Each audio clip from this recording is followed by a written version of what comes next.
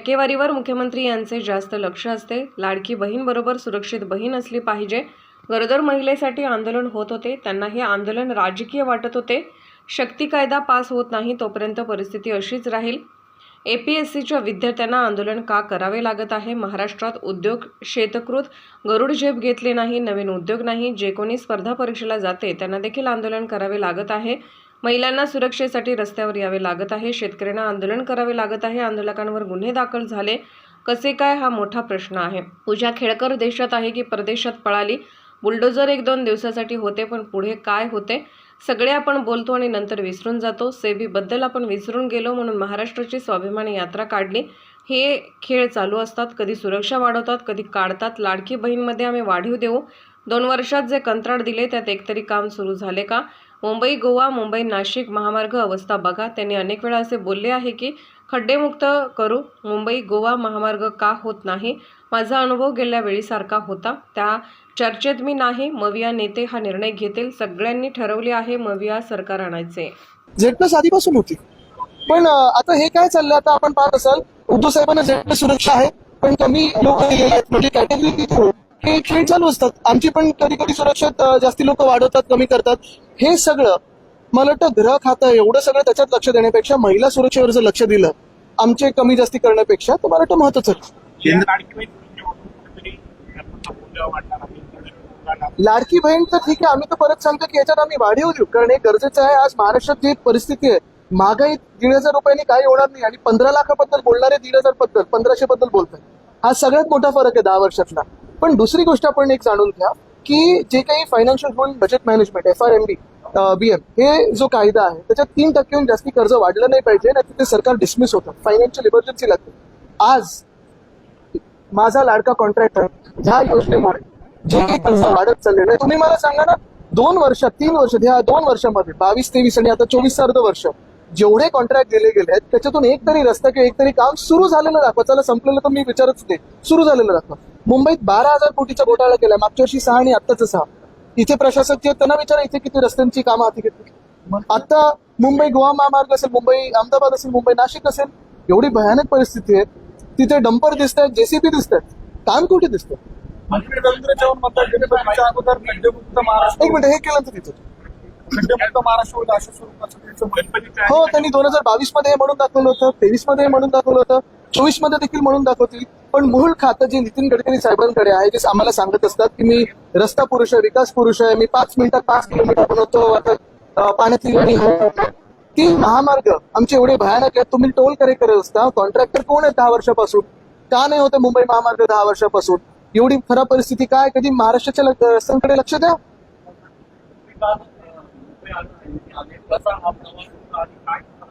मी काल सांगितलं ना, माझा अनुभव हा मागच्या वर्षी सारखाच होता. म्हणजे तिथे पाठीला लेप लावायचं दुकान काढलं किंवा हार्डवेअरचं दवाखाना काढलं तर अजून जास्ती चालेल टोलपेक्षा. एवढा भयानक रस्ता आहे आणि परिस्थिती बदलली नाही. काही पदाधिकाऱ्यांची अशी मागणी केली की नाशिकला 8 ते 9 जागा शिवसेनेला मिळाव्या. काही चर्चा झाली का? आपली काही कॉन्ट्रॅक्ट होतोय का? नाही, त्या चर्चेत मी नाहीये. मला वाटतं जे काही वरिष्ठ नेते आहेत, शिवसेना उद्धव बाळासाहेब ठाकरे पक्ष, राष्ट्रवादी शरदचंद्र पवार साहेबांचा पक्ष आणि काँग्रेस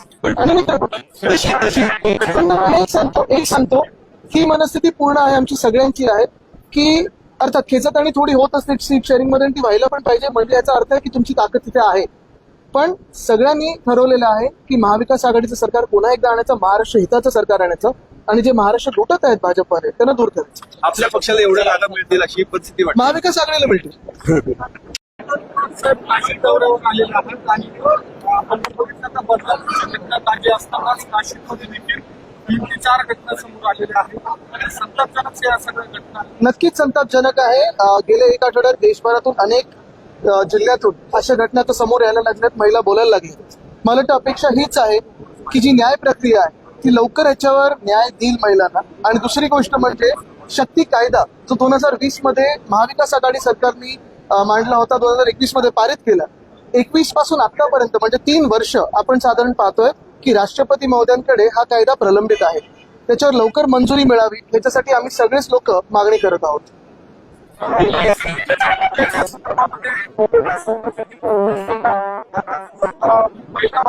विभागासाठी 3% राखीव निधी होता, त्यातला आता 1% निधी हा लाडक्या बहिणीच्या योजनेसाठी पळवला जातोय.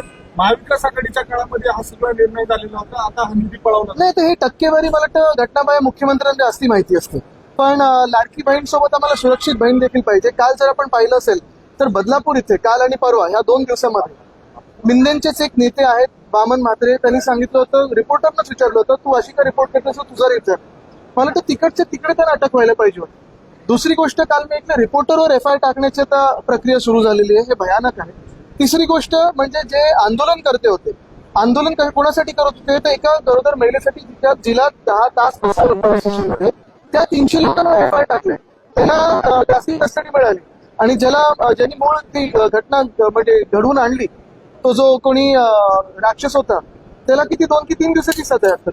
मला वाटतं ह्या सगळ्या गोष्टींवर आपण लक्ष देणं गरजेचं आहे की आपल्या देशात नक्की चालले तरी काय. काल बीजेपीचे MLA बोललेत की ही सगळी राजकीय घटना होती, मुख्यमंत्री स्वतः बोललेत की हे सगळं राजकीय होतं, आणि काल तर मला वाटतं सांगितलं की 2-3 महिन्यापूर्वी कोणातरी फाशी पण दिली.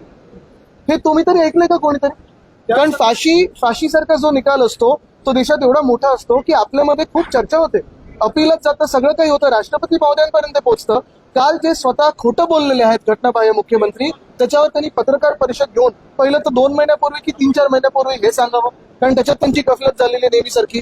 त्याच्यानंतर त्यांनी सांगितलं की आम्ही 2 महिन्यात सगळं काही निकाल लावला आणि फाशी दिली. कोणाला दिली, कशाबद्दल दिली, कधीची केस होती, कशी झाली फाशी, कुठे दिली फाशी, हे सगळं त्यांनी लोकांना सांगावं, कारण ते एवढं खोटं बोलत चाललेलं. आम्हाला माहिती होतं त्यांच्यात किती खोटेपण आहे, पण तो आता जग जाहीर होतो. दुसरी गोष्ट म्हणजे तुम्हाला सांगतो, हे सगळं वातावरण बनत असताना त्यांना जे वाटते की राजकीय मला वाटतं ही गोष्ट राजकीय पक्षांनी ह्याच्यात आता उतरणं गरजेचं आहे. कारण जोपर्यंत शक्ती कायदा पास होत नाही केंद्र सरकारकडून किंवा राष्ट्रपती महोदयांकडून, तोपर्यंत ही परिस्थिती अशीच राहील. एमपीएससीच्या विद्यार्थ्यांचं आंदोलन चालू आहे, एमपीएससी परीक्षा पुढे ढकलली. मला वाटतं हे आंदोलन आपण पाहिलं असेल 2022 असेल, 23 असेल, नाही आता पण मागच्या वर्षी देखील जी आश्वासनं दिली होती, या वर्षी देखील जी आश्वासनं दिली होती, आम्ही सगळे ह्याच्यावर बोलतोय. आंदोलनात काही जण जात आहेत, मला वाटतं सगळ्यांच्या इंडिया आघाडीच्या वतीने जात आहेत. पण हे सगळं होत असताना मूलभूत प्रश्न हाच राहतो की परत ह्या विद्यार्थ्यांना ही आंदोलनं का करावी लागतात. काही बेसिक ज्या गरजा आहेत, बेसिक ज्या गोष्टी की 2 पेपर एका दिवशी होऊ नये. आता IBPS आणि ही जी परीक्षा ती एकाच वेळी तुम्ही घडवून आणताय, हे बेसिक गोष्टी जे MPSCला कळायला पाहिजेत. पण परत आंदोलन होतात, आंदोलन चिघळायला लागतात. ह्याच्यावर सगळेच राजकीय नेते बोलतायत, सरकार दाखवतं तरी की त्यांना हे सगळं दिसतंय, पण हे सगळं होऊन अजूनही नोटिफिकेशन काही निघालं नाही. तसंच मुंबई महानगरपालिकेचं देखील अजून एक असंच आज पत्र लिहिलं याच भरती कारणाने. आणि तुम्ही परिस्थिती बघा, महाराष्ट्रात आज आपण पाहतोय की उद्योग क्षेत्रात कुठेही आपण काही गरुडझेप या गेल्या 2 वर्षात घेतली नाही. नवे रोजगार निर्माण होत नाहीत, नवे नोकऱ्यांच्या संधी येत नाहीत. आणि हे का बाजूला होत असताना जे कोणी स्पर्धा परीक्षेला जातं त्याला देखील आंदोलन करायला लागतं. म्हणजे नोकऱ्या तरुणांनी घ्यायच्या की नाही घ्यायच्या.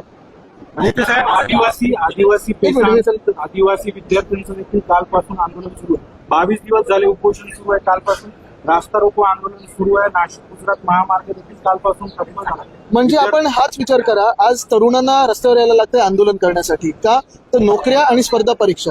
आज महिलांना रस्त्यावर यायला लागतंय, का तर सुरक्षा. आम्ही हे तर सांगितलंच आहे, लाडली बहीणला आम्ही वाढीव तर देऊच निधी, पण त्याच सोबत सुरक्षा देखील देणं गरजेचं आहे. त्या देखीलच रस्त्यावर आहेत. शेतकरी आज आपण पाहतोय आत्महत्या काही थांबत नाहीयेत. मग नक्की या राज्यात खुश आहे तरी कोण या सरकार बरोबर?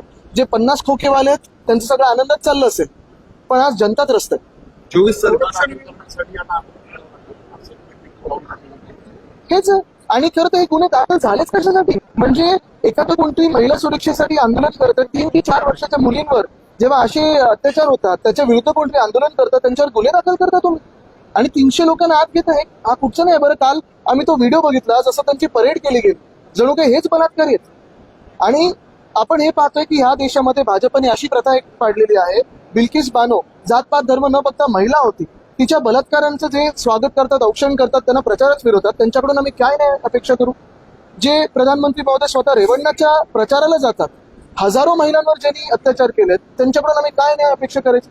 आणि हेच आहे म्हणून देश प्रश्न विचारतो की हा बदल आता घडवणं गरजेचं आहे. 24 तारखेला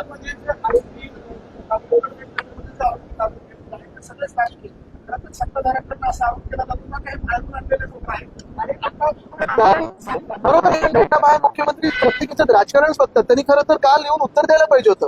ते स्वतः कुठे होते? स्वतःच्या फार्म हाऊसवर होते. पौर्णिमा होती म्हणून फार्म हाऊसला गेले शेती करायला. मला माहित नाही कुठच्या प्रकारची शेती. दुसरं म्हणजे गृहमंत्री कुठे होते? दिल्लीत होते राजकीय चर्चा करायला. मग बदलापूरमध्ये का नाही गेले लोक? त्याच्यावर उत्तर का नाही आली? एकतर 7 दिवसाचा विलंब आपण पाहतोय, म्हणजे घटना घडण्यामध्ये आणि FIR दाखल होण्यात, तेही 10 तास बसवल्यानंतर त्याच्या विरुद्ध जर कोणी रस्त्यावर उतरलं, मग ते राजकीय पक्ष असो किंवा नसो, बाहेरचे असो किंवा आतले असो, परदेशातले जरी असतील, घटना जी घडलेली आहे ती भयानक आहेच. आणि त्याच्यावर जी सरकारचं रिॲक्शन आहे, वामन म्हात्रेंची रिॲक्शन असेल, किसन कथोरेंची रिॲक्शन असेल, मुख्यमंत्र्यांची घटना बाहेर मुख्यमंत्र्यांची रिॲक्शन असेल, ही भयानक आहे. खरं तर ह्यांच्यावर FIR झाले पाहिजेत, पण उचलतात कोणाला? आंदोलकांना. ज्यांनी जो अत्याचारी आहे, जो त्याचा तो कोण अंकुशी काय त्याचं नाव आहे, त्याला 2 मिनिटं त्या बदलापूरच्या क्राऊडमध्ये सोडून दे ना, सोडा त्या चौकामध्ये, मग आम्ही न्याय देऊ त्यांना. आपण कालच्या भाषणात देखील मुख्यमंत्र्यांच्या शेतीवर प्रश्न उपस्थित केला होता. अमावस्या पौर्णिमेला असेल नाही, माझं हे ऑब्झर्वेशन आहे की त्यांची शेती जी सुपरफास्ट शेती चालली आहे, 3 हेलिपॅड झालेत. महाराष्ट्रातला शेतकरी आज आत्महत्या करतो, त्याच्या पिकाला भाव नाहीये, पण आपण आज मालाला भाव नाहीये, पण तरी देखील एकच शेतकरी असे आहेत ज्यांच्या शेतात 3 हेलिपॅड आलेत. गाव अख्खं आता ते विकत घ्यायला निघालेले आहेत आणि ते 2च दिवशी जातात. रात्री किती दिवसात मला माहित नाही, तेवढं ऑब्झर्वेशन नाही केलं मी, पण चंद्राच्या ह्याच्यावर जातात तिथं. मला माहित नाही काय कशी शेती.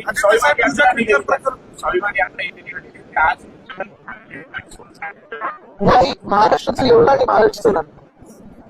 साहेब पूजा खेडकर प्रकरण समोर आलं होतं. त्यानंतर महाराष्ट्र लोकसेवा आयोगामध्ये देखील बोगस दिव्यांगांचा मोठा चालू होता. बाळू मालकी सारखा नाशिकचा रहिवासी असताना त्याला प्रमाणपत्र देण्यात आलं, मात्र नाशिकमध्ये असलेले दिव्यांग कोळीवाडीत एक महिलेला चिरडलं गाडी खालती. हे सगळं झाल्यानंतर अग्रवाल कुठे? देशात आहे की परदेशी पळालेले? पूजा खेडकर खरं देशात आहेत की परदेशी पळालेले आहेत? राजेश शहा जे प्रकरण होतं त्याच्यावर पुढे काय झालं? कस्टडीत आहे की बाहेर आहे, मजा करतोय? म्हणजे बुलडोजर त्या 1-2 दिवसासाठी चालतो, पण पुढे काय होतंय? आणि काल जे आंदोलन झालं, आज पण जे आज सगळ्या महिला रस्त्यावर आहेत, ते एवढ्यासाठीच आहेत की खूप वेळा ह्याच्यावर आपण सगळेच म्हणजे राजकीय पक्ष असतील, न्यूज माध्यम असतील, हे सगळेच आपण बोलतो, पण नंतर विसरून जातो कारण नवीन एक कॉन्ट्रोवर्सी होते. तसंच आपण अजून एक महत्वाचा विषय विसरतोय, तो म्हणजे हिडनबर्ग जो रिपोर्ट आहे सेबी बद्दलचा. आपल्या देशातली सेबी ही सर्वात महत्वाची संस्था आहे आणि त्या सेबी बद्दल आपण सगळे विसरून गेलो. हे होता कामा नाही, कारण देश एका बाजूने लुटला जातोय, दुसऱ्या बाजूने अत्याचार वाढत चाललेले आहेत आणि म्हणूनच ही महाराष्ट्राची स्वाभिमान यात्रा आम्ही काढली. पवार साहेबांच्या सुरक्षेमध्ये वाढ करण्यात आली आहे, झेड+ सुरक्षा देण्यात आली.